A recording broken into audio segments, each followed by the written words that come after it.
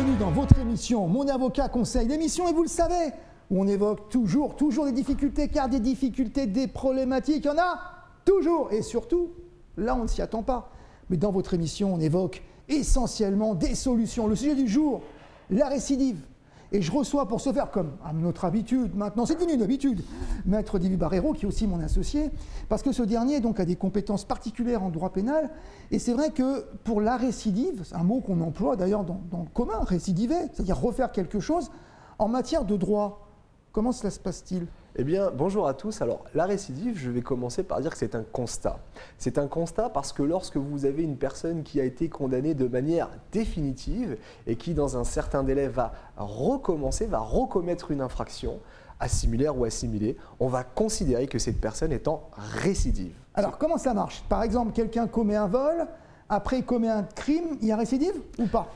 Alors là, c'est un petit peu plus technique. Mais ce qu'il faut savoir, c'est que lorsqu'une personne va commettre une infraction, va être déclarée coupable de cette infraction, va avoir un jugement définitif, c'est important d'axer sur le caractère définitif de la première décision. La première décision étant la base, le socle de la récidive. Eh bien, si cette personne recommet une infraction dans un délai de 5 ans, après prescription de la première décision devenue définitive, voilà, on a des mots un petit peu barbares, eh bien, cette personne va se voir de nouveau amenée devant la juridiction, avec des effets qui ne sont pas forcément agréables pour le condamné. Et on va le voir, ces effets d'ailleurs. Puisque les peines seront notamment doublées. Alors donc, on a bien compris, quelqu'un commet une infraction, il est condamné. Jusqu'à là, tout va bien. Non, tout va pas bien, mais il est condamné. Voilà. Et il commet à nouveau une nouvelle infraction dans le délai de 5 ans. Et c'est là, Maître Barrero, vous l'avez dit, que la récidive est encourue. Alors on se dit, ok, très bien, mais alors bon, c'est peut-être pas si grave que ça, ou c'est au contraire plutôt grave.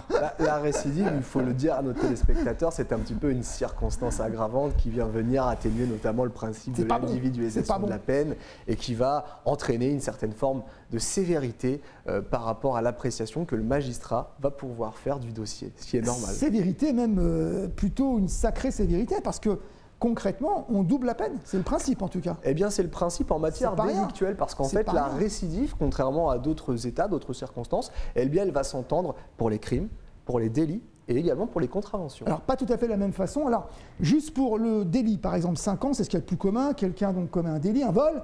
Il se dit, bon, c'est pas grave, j'ai fait un gros vol la première fois, j'en ai fait un petit la seconde fois dans des délai de 5 ans. C'est pas grave, il n'y a pas récidive parce que le second délit était moins grave. Ça marche pas comme ça. Ça marche pas comme ça. Appréciation stricte de la loi pénale. Voilà, il a revolé et là, c'est pas bon.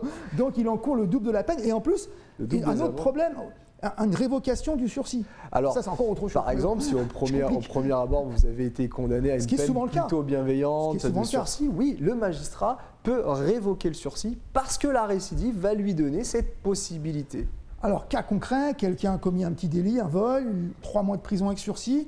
Il commet un vol pas forcément plus grave dans le délai de 5 ans, donc il va se retrouver avec un sacré problème finalement. Il va se retrouver avec un sacré problème. Les peines vont être doublées, je parle des peines pénales, et également des amendes.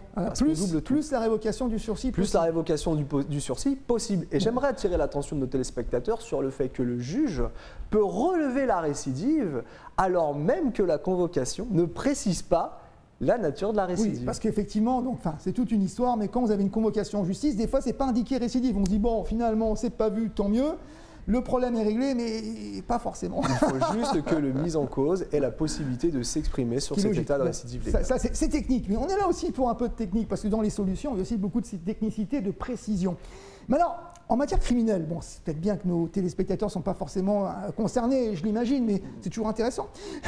Comment ça marche ? Eh bien, tout dépend. Si vous avez une personne qui a été condamnée pour un crime, et pour ce crime, il encourt une peine de 10 ans de réclusion. Et bien dans ce cas-là, sur la récidive criminelle, eh bien il encourra une peine de 30 années de réclusion criminelle. C'est pas terrible. Par contre, s'il commet un délit alors qu'il a commis un crime dans le délai de 5 ans ou 10 ans, comment ça marche ? Eh bien c'est des problématiques aujourd'hui. Cela dépend parce que vous avez plusieurs termes de récidive, la récidive temporaire, la récidive spéciale, la récidive générale. Mais lorsque vous commettez un crime, ce qu'il faut savoir, c'est que techniquement, on ne va pas vous laisser la possibilité de recommettre une autre infraction, puisqu'une certaine forme de récidive la récidive criminelle va pouvoir absorber l'aspect délictuel de l'infraction. Ce qu'on peut comprendre quand même, parce que c'est quand même des délits graves. C'est vraiment anecdotique dans le cadre de notre émission, c'est pour que vous compreniez.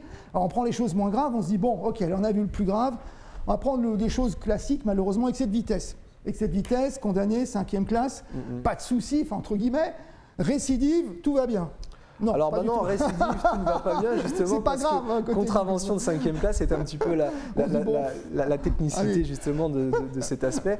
Et ben, les amendes vont être doublées. Mais ce que vous dites est intéressant, parce que lorsque nous sommes sur des délits routiers, et je pense notamment à une première personne qui serait condamnée pour un état d'alcoolémie ou d'ébriété ou d'ivresse, en tout cas au volant, elle est reconvoquée pour les mêmes faits.